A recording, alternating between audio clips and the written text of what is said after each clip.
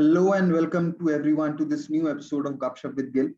So far, we have had personalities from four countries. We have obviously had Indians. We have had one Pakistani journalist. We have had an Australian journalist, and we have had an English journalist. Today, we have a debut from one other nationality, and this time it's going to be a little surprising for you all because this nationality is one who you don't really associate cricket with. I'm going to have one American cricket journalist on the show today. He's none other than Della Penna. Welcome, Peter. Welcome to the show. Hope you're doing well and hope you're happy to be here.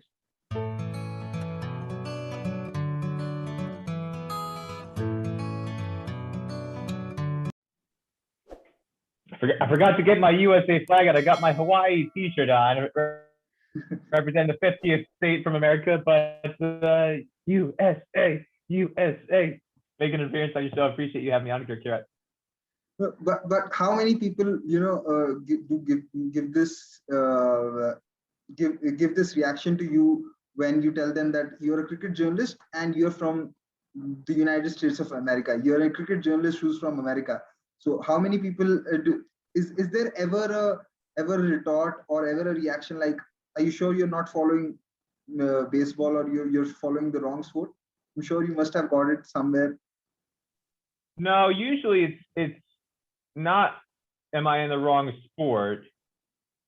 The reaction typically is more along the lines of questioning whether I'm actually American. And because I'm obviously in the cricket ground, so I didn't get lost on the way to the cricket ground. It's a case of, well, yeah, but before America, where were you from?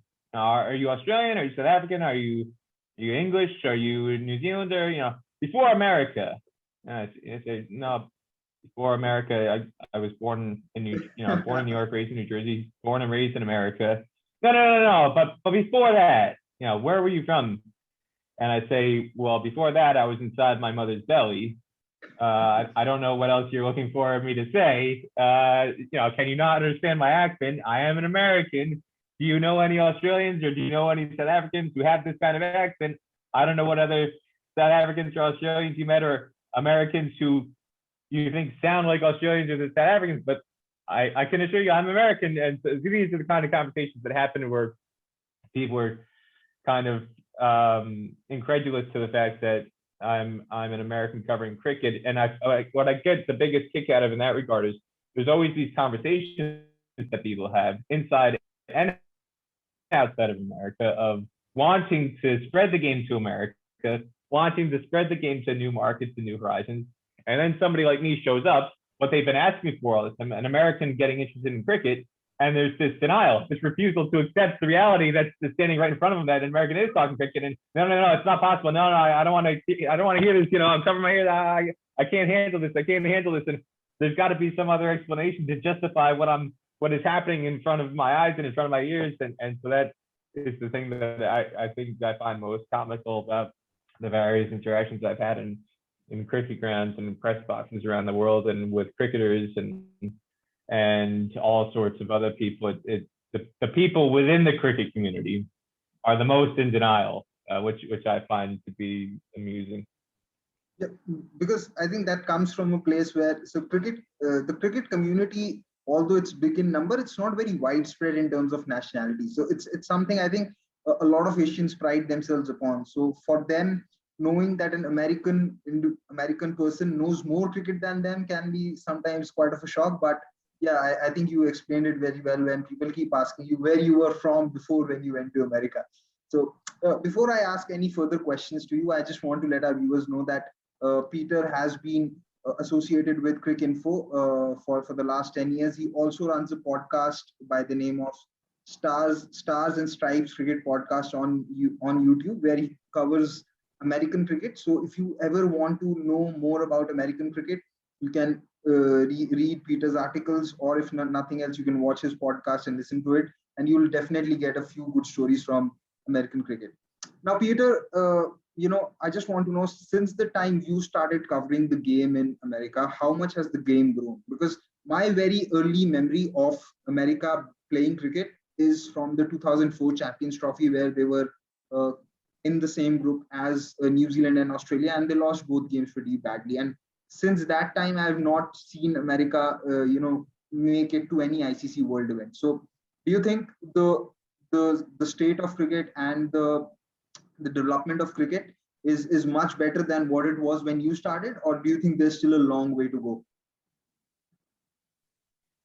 The first part to answer that question is to define growth. How do you define growth, or how do you define how cricket has grown in a country? If you look at the raw volume and just the sheer numbers of participants, you could argue that cricket has grown in the US because you've got more players playing. Depending on which data points you look at, there are more clubs, there are more leagues that have been established in the USA over the years, whether that's softball cricket, tennis ball cricket, or hardball cricket. There are definitely more and more raw numbers of people playing. But if you look a bit deeper into the data, who is making up those numbers? 99% of the players in the country that are playing cricket, watching cricket, going to websites, consuming cricket content and cricket products, they're 99% are of the West Indian or South Asian expat base. And so you get a lot of players who are, again, playing league cricket in New Jersey and New York, New Jersey, where I'm from. And you go to Texas. I was in Texas recently in April for the US Under-19 National Championships, and a lot of the players in the leagues in Houston and Dallas, again, 99% South Asian, West Indian, expatriate base. You very rarely come across people who are what you would consider, quote, quote, born and raised American. And that has nothing to do with ethnicity from that standpoint. I would argue that the majority of the players who are at the Under-19 National Championships in Texas, even though they're ethnically Indian, they're second generation kids. Okay, these kids are all born and raised in the US. And there's a huge distinction in my eyes between a kid who is born in California, or born in Texas, born in New York, born in New Jersey. The MVP of the tournament, Sai Mukamala, Indian heritage, South Indian heritage, okay? But Sai Mukamala, born and raised in New Jersey. You hear him talk, he's got a very thick New Jersey accent. He does not sound like he's from India, because he's not. He's American, okay? But Sai Mukamala is the exception to the rule in terms of the broad cricket playing base around the country. The raw numbers, if you look at junior cricket in the US, there might only be about 2,000 or so junior cricketers in America, okay? When you compare that in context to the overall playing base, there could be as many as 100,000 to 150,000 players in America when you combine hardball cricket, softball cricket, tennis ball cricket, whatever, okay? And the majority of those players who are adults who come in and populate the leagues or come in as they come into the country as adults, okay? They've played their developmental cricket overseas. They played their developmental cricket in India, and Pakistan, and Jamaica, Guyana, Sri Lanka, Australia. There's now a South African wave coming in, courtesy of Major League Cricket, and the plans that are being staged to get a franchise competition come in. And there's been quite a strong surge of South African flavor coming into the US cricket scene, courtesy of that, and the end of the coal pack rule in the UK. That's had a knock-on effect where now the money and the opportunities are starting to open up in the USA. And so you're going to South Africa, as opposed to the UK in the future, and it's already starting to happen. But anyway, the point is, get back to the overarching point. If you're looking to measure growth as an indicator of the popularity of the sport in the country compared to other sports, or the level of osmosis that it has achieved in terms of seeping into the mainstream culture, it's just not happening, okay? And that is still a very, very, very, very long way off. That could be 20 years, 30 years, 40 years away from happening. And even though a lot of people like to make comparisons to soccer and say, oh, well, 1994, USA hosted the FIFA World Cup, and man, that really transformed soccer and, European football in the country, and wow, the English Premier League is so popular now, and Champions League football is so popular, and you've got guys like Christian Pulisic, who's playing for Chelsea, and Weston McKennie in Italy, and other players who are playing in Tyler Adams is at Leipzig, and other guys who are playing Champions League football who are Americans, born and developed their soccer skills in the USA before getting signed to the European teams. What is lost in the whole comparison to FIFA and soccer is that when USA hosted the FIFA World Cup in '94, they had a very, very, very well-established grassroots soccer scene. You had multiple generations of kids who were playing soccer and playing youth soccer and graduating to high school and college soccer. So you had a high school, very well-established high school soccer system. You had a very well-established NCAA pathway where players could go on from high school to get a college scholarship to go play NCAA Division I soccer at various universities around the country, just like you would get a scholarship to play American football, gridiron, or men's basketball, or baseball, or softball, or ice hockey. And if you look at the participation numbers now in youth soccer, okay, again, youth soccer, so even below high school level, so ages 6 to 12, this is charted statistically by something called the Aspen Institute out of Colorado. There are more than 1 million juniors and youth soccer players in America right now, okay? It's just extraordinary. The number one participation sport for boys is baseball still. You've got more than 4 million boys playing baseball around the country, okay? And basketball is into the several millions, not quite as high as baseball, but basketball is there as an outlet for boys and girls. You've got more than 2 or 3 million people playing youth basketball. And that, again, that's below high school level and doesn't include the high school and the NCAA college basketball participation figures, okay? Soccer well past a million. I think it's around 2 million again, and that includes boys and girls. The number one girls participation sport in the country is girls soccer. Okay, so there's an outlet there, not just for boys but for girls. Cricket doesn't have that. Okay, we're talking millions in these other sports, youth participation. Cricket in America, there's roughly 2,000 boys participating nationwide. Okay, and girls, I think it's less than 100. There might be as few as 50 girls nationwide playing organized cricket for females, okay, at the junior level. And so the issue there is these other sports that are sustained and continuing to grow and thriving in America, the pyramid is inverted.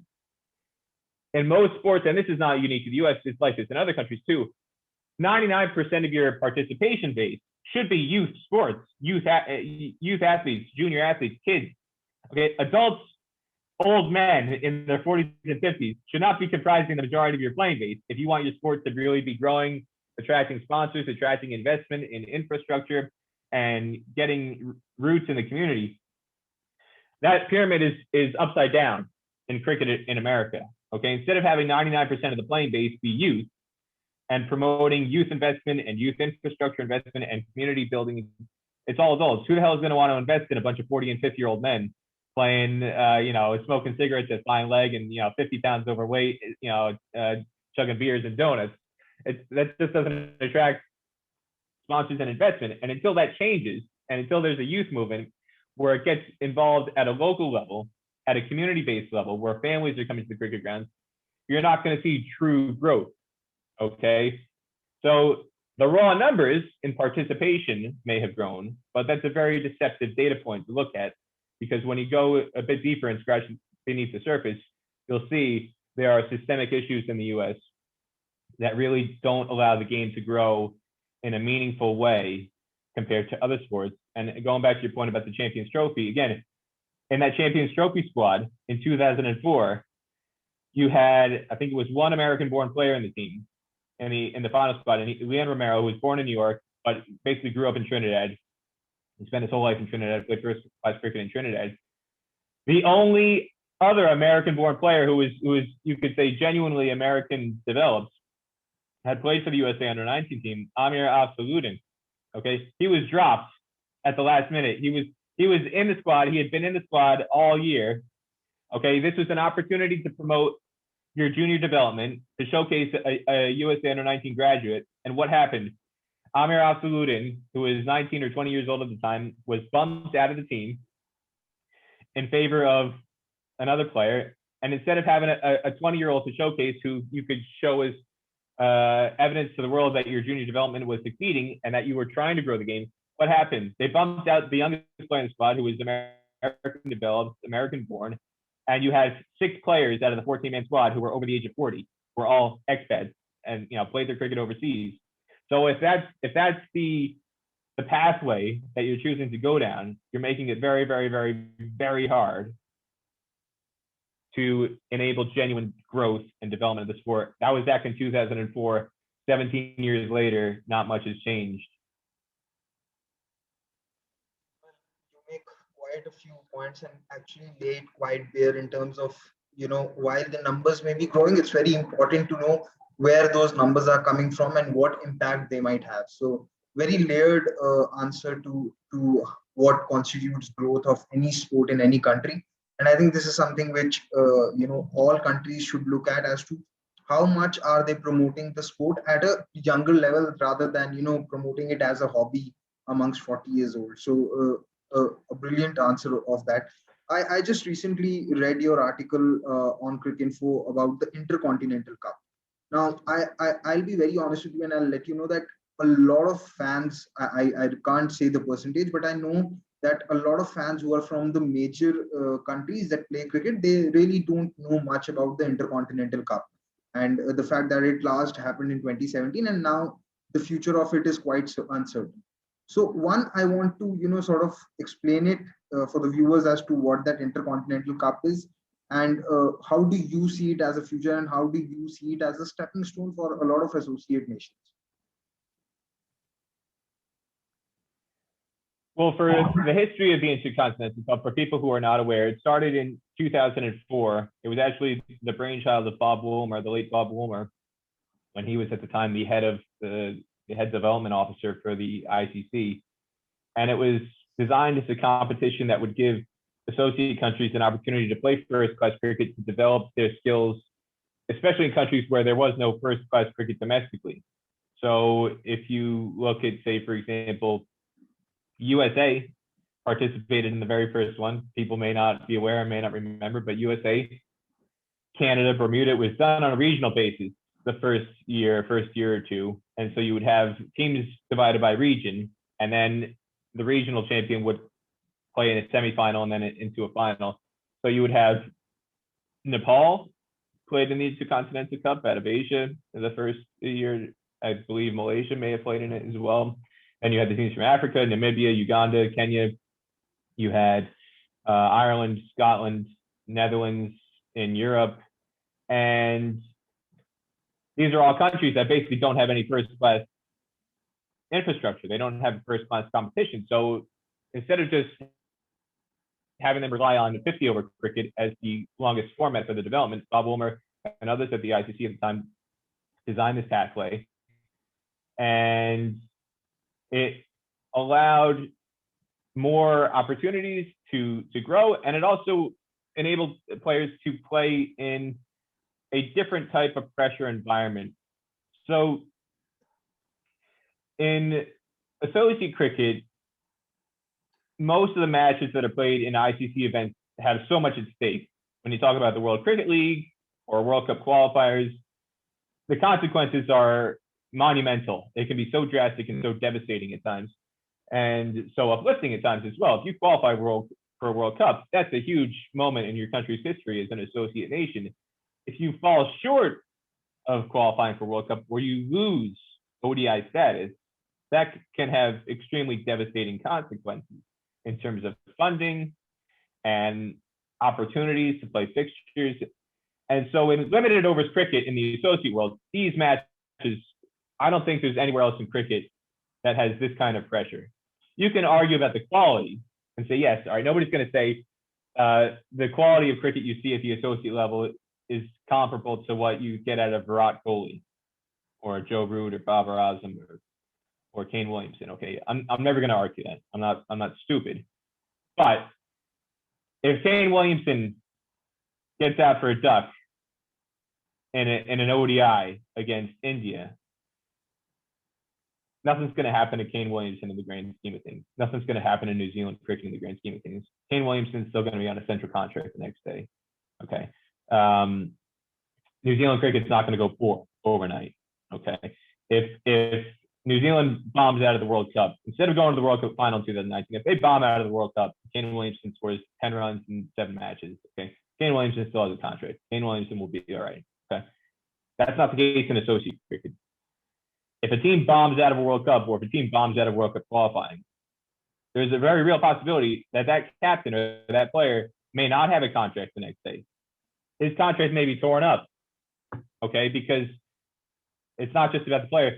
That national board, their funding that they have budgeted might go up in smoke overnight because that's how incredibly consequential the results are at associate level.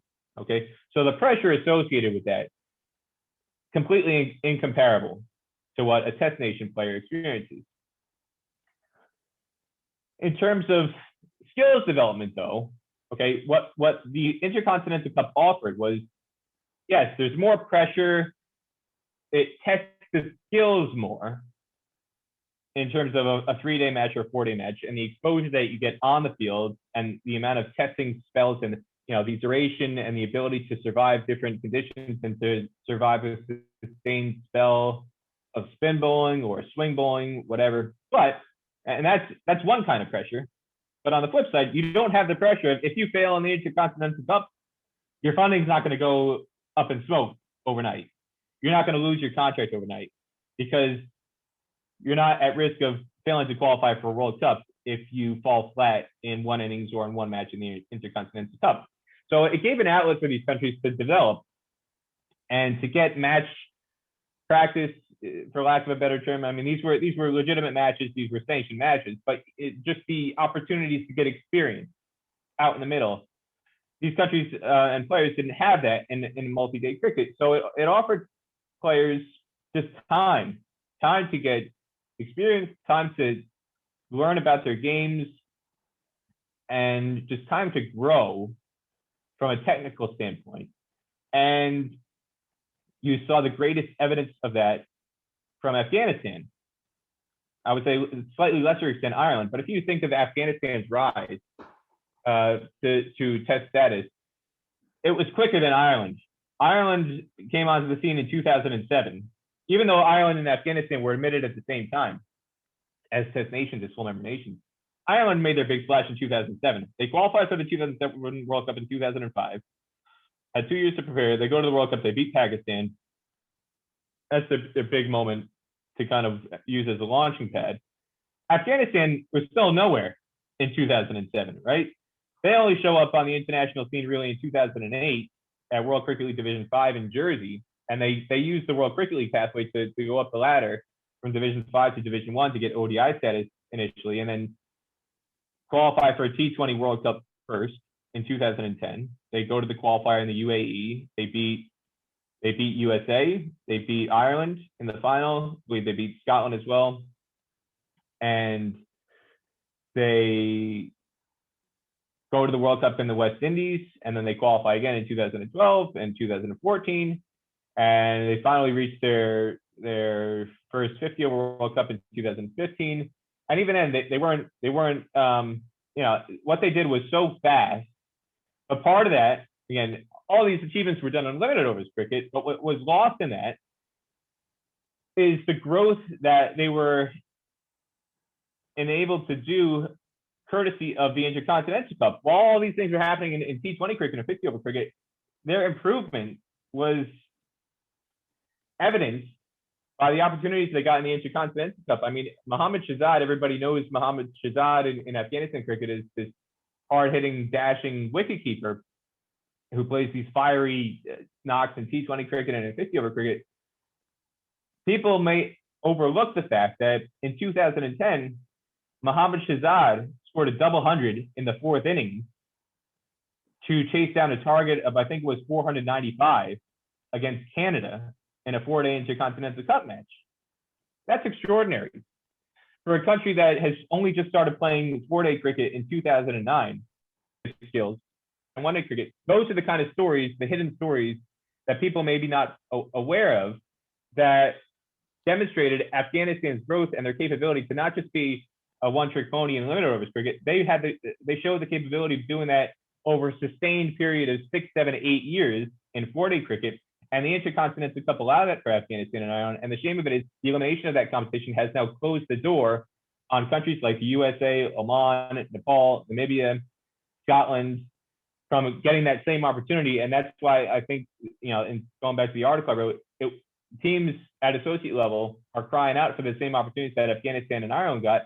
And I know there's some funding issues, some budget issues, but that door should really be reopened if administrators globally are serious about wanting cricket to grow and seeing more countries get opportunities in the game. I just want to let the viewers know what you mentioned about Mohammad Shahzad, that he scored a double hundred in the 4th innings.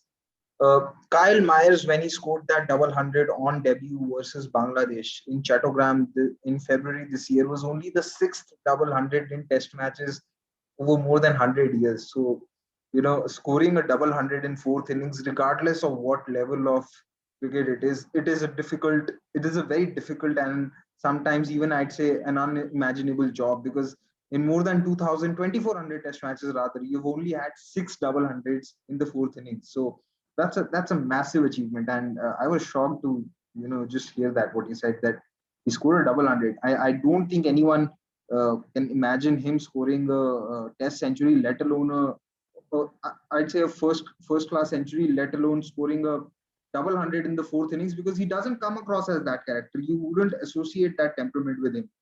So you're very right that 4-day cricket does lead to a lot of development and progress to countries like Afghanistan and Ireland. So the next thing that I want to, you've also addressed that how it's the way to get more Test playing nations, because if the door is closed on other countries to play the Intercontinental Cup or not to host it at all, then you wouldn't really get more Test playing nations, which is something that is discussed. So I think this is the answer that viewers are looking for, that this is how you can get more Test playing nations, because without this, if you play or if you bring in teams who are underprepared, then you will get another argument which you very recently heard was, should Zimbabwe stop playing Test cricket, which was said by quite a few voices, and I was quite opposed to it. I was like, if this is how you're going to keep shutting down teams which are not very strong at this moment, then you're never going to have new cricket forces. Sri Lanka at one point of time also used to struggle this much in Test matches. Even India did. So what do you have to say on these statements that come out every once in a while whenever there's a poor show by any associate team, that should they play, should they not play? As someone who's covered it so extensively, what's the first reaction that comes to your mind? The first reaction that comes to my mind is, for a game and a sport that has such a rich history, international cricket going back to 1844 with USA and Canada, that's 33 years before the first Ashes test between Australia and England in 1877. Okay, and the game goes back 300 plus years, right? For a game with that kind of history, I find it astounding that people have such short memories. People react as though cricket only began in 2001, or some people act as though cricket only began in 2021. They talk as if, there was never a time in history when India struggled in Tests. There was never a time when Pakistan struggled in Tests. There was never a time when New Zealand struggled in Tests, where New Zealand lost whatever it was, the first 21 Test matches or the first 40 Test matches, whatever it was. New Zealand went a very long time without winning a single Test match, and now they're in the World Test Championship final. But the way you people talk about cricket today, you would think New Zealand started playing cricket and Test cricket in 2021, and that first 20 or 30 years of their history where they couldn't win a single Test match never happened. Just doesn't exist. And so that's what really gets me and grates me, is the fact that a lot of the talking heads live in this alternate universe, or they kind of project this alternate reality where there was never a time when any of these teams struggled. And let's just pretend that all that never happened, and that Zimbabwe is the first team in Test cricket history that's ever struggled, or Afghanistan is the first team in cricket history that's ever struggled. When Afghanistan made their Test debut against India and they lost, was it inside of 2 days, 2.5 days, 2 days? Yeah. And again, oh my God, they have sullied the reputation of Test cricket for all time's sake, and they have besmirched the cricket record books. And this holier than thou commentary. Oh, the record books. Oh, what are we going to do about the record books? Oh, they've smeared and stained the statistical records, and should we count a century scored by Shikhar Dhawan if it came against Afghanistan? Oh my God, this is just how can we get over this dark day in cricket's history when Afghanistan was bowled out inside of 2 days and against India and Bangalore? Dear Lord, throw clutching and all that. Again, go back to the Intercontinental Cup. Afghanistan, this is a team that when they were first starting, I think it was their first ever match or their second ever 4-day match was against Zimbabwe. And it was a draw. It was a high scoring draw. I think they scored 450 or 500 in the second innings. After they were bowled out, Zimbabwe batted, and then Afghanistan batted again, and batted, I think, for over 100 overs. In their very first part of the Intercontinental Cup against Zimbabwe, which was an established Test nation, and Zimbabwe was coming back into the Intercontinental Cup to help ease their transition back into Test cricket, because they removed themselves from Test cricket voluntarily for a 5 or 6 year period from 2005 to 2010, 2011 thereabouts. But those Zimbabwe players were still talented. Right? And Afghanistan comes very green, not having any 4-day experience, and is able to do that against a Test nation. Okay, and so again, there was all this. Oh my God, Rashid Khan, what a con man, what a joker. Oh, he's just a one-trick pony in T20 cricket. He doesn't know how to bowl an extended spell. Who is he kidding? Walking into Bangalore and pretending like he's going to be able to bowl, 6 different balls in a row. He has no clue how to bowl in the extended, multi-day cricket. Completely ignoring the fact that Rashid Khan had taken a couple of 10-wicket match hauls and numerous 5-wicket hauls in the Intercontinental Cup against Ireland, against other teams in multi-day cricket. Again, so there were all these just very superficial arguments. Oh, these guys don't have any Test experience. They don't know what the hell they're doing. Well, did the Intercontinental Cup never happen? I mean, were you guys asleep when all those matches happened? Rashid Khan has plenty of 4-day experience. Everybody knows him as an IPL star, a superstar, $1 million IPL man, and the world's #1 ranked bowler in T20 cricket. I think it was last year only when Rashid bowled 100 odd overs in a Test match, and I think he did that with an injury, if I'm not wrong. Yeah, he may have. You wouldn't know better than I am. But that was all the argument. And then what happened? A year or 2 years later, what happened? Rashid Khan, what did he take? 11 wickets? 11 wickets in the match against Bangladesh. Yeah. When Afghanistan beats Bangladesh in the Test match. In Bangladesh. And he pulled them to victory. In Bangladesh, not in Afghanistan. In Bangladesh. Which is not an easy feat.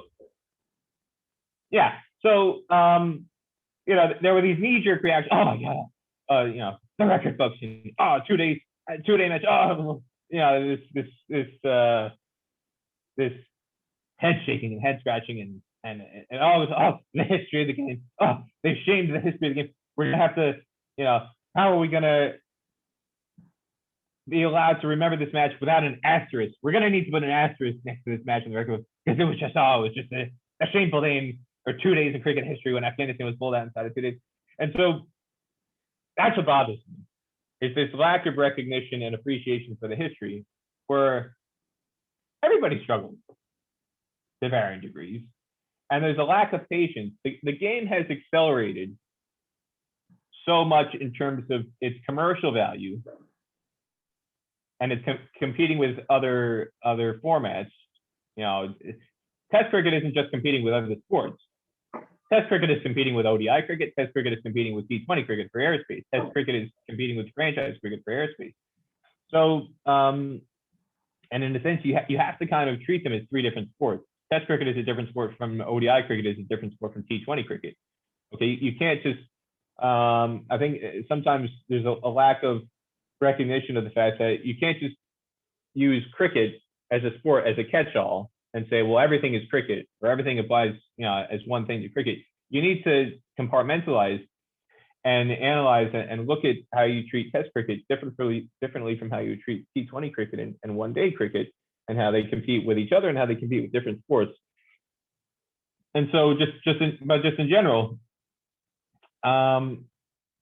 yeah, you need to have patience. Test cricket is about patience in 5 days and going on for 5 days. But for some reason, administrators and some people in the media, they don't have that patience for other teams. For as much as they talk about test cricket being a game of patience and allowing stories to unfold, well, they don't want to have any patience for these new countries. No. They want everybody.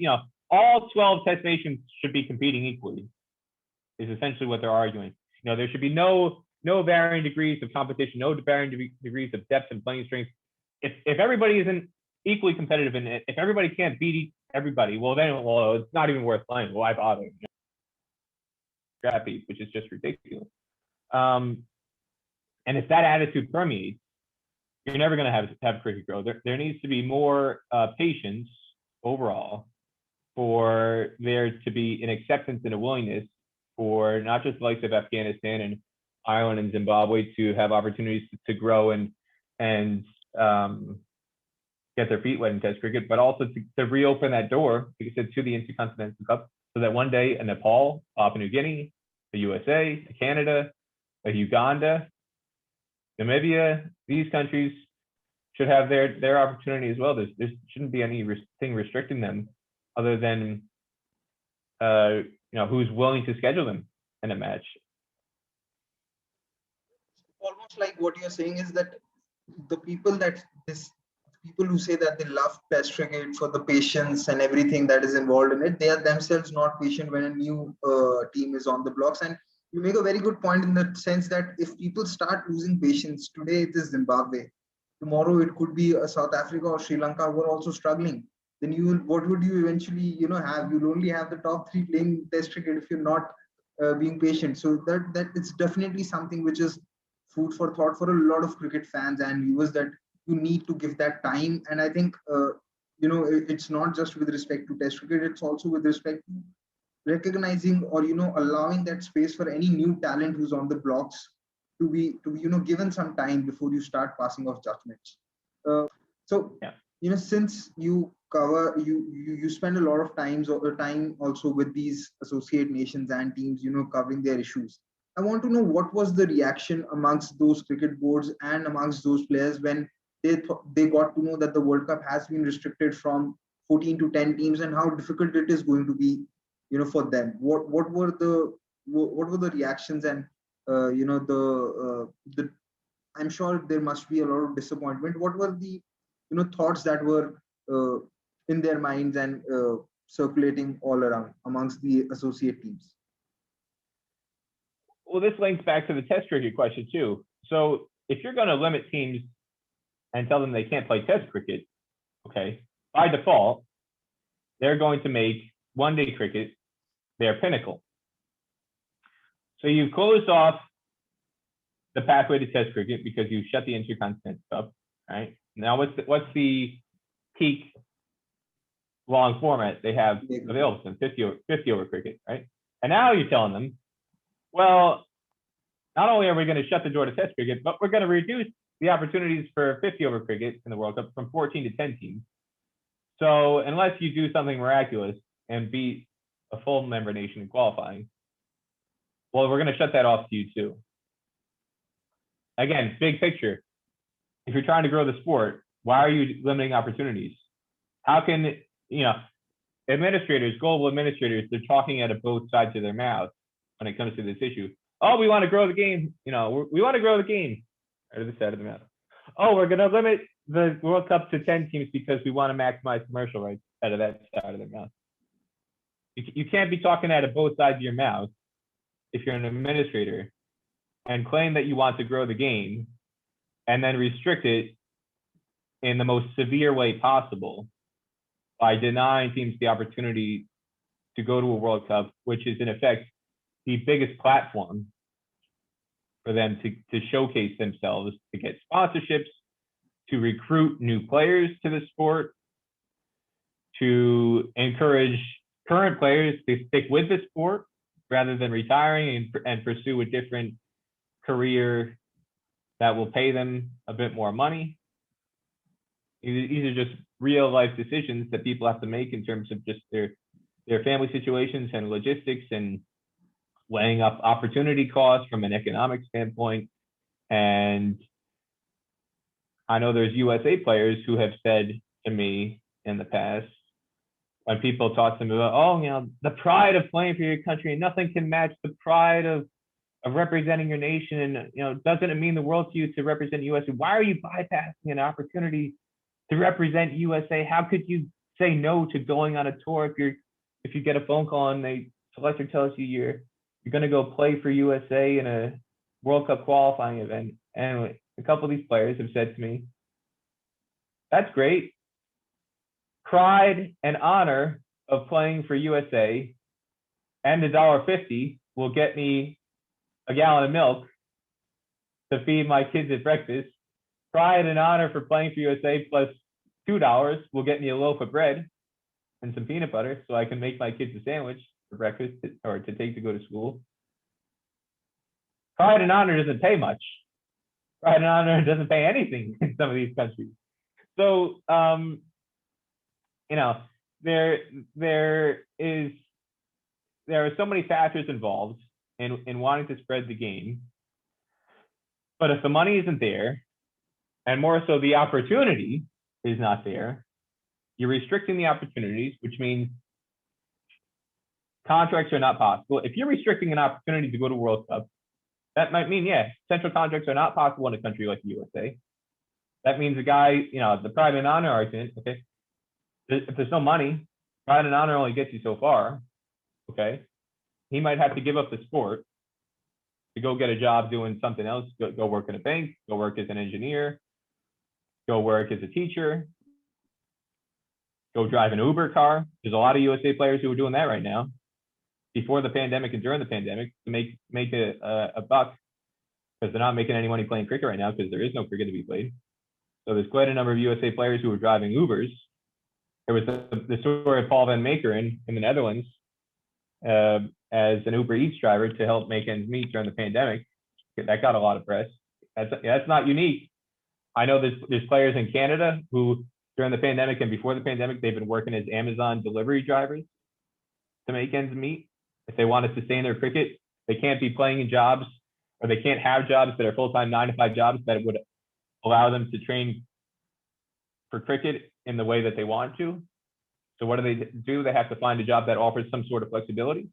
So they drive an Uber, or they work as an Amazon delivery driver, delivering packages for Amazon.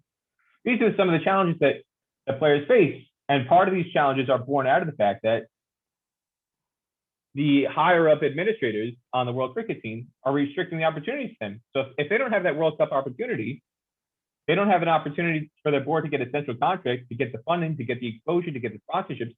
All these things are intertwined. And so, you know, if that's the attitude that's taken by leading administrators, you're not going to see the game grow. You're not going to see the game grow in Test cricket. You're not going to see the game grow in limited overs cricket. This whole argument of, oh yeah, we're going to use T20 to spread the game. We're going to use limited overs cricket to spread the game. It's garbage in some ways, because again, their actions don't match their words. Their deeds don't match their words. They're restricting opportunities. They're restricting earning capabilities for players. And when that happens, that's only going to further entrench the power of the leading countries like, again, England, Australia, India. And it's only going to further lengthen the disparity between them and not just the other test nations, but associate nations below them, and you're just not going to see the game grow until those things change. It's going to be very difficult for other countries to grow and get that exposure, and for the sport overall to grow. Very, very enlightening answer, in the sense that it actually gives the depth of your earlier statement that the pressure in associate games is a lot more than the pressure, that the mainstream cricketers from mainstream countries are exposed to, or playing under, because of Virat Kohli. Forget Virat Kohli. Forget Virat Kohli. Forget Kane Williamson. Anyone who's given in the lowermost bracket of the contracts in the topmost countries do not have this sort of pressure that they will have to probably drive an Uber, or work as a Amazon delivery guy. So it gives a lot of perspective, in the sense of how the players who are playing in for the associate nations, they have a lot more much on their plate, and people also somewhere need to be slightly more considerate of their situations before they just give a verdict that should these countries even be playing cricket in the first place. I think it's very insightful that you've laid down these bare facts for us, because I can tell you this for sure, that a lot of people don't even know about these situations. So very very very enlightening, and I hope people understand this.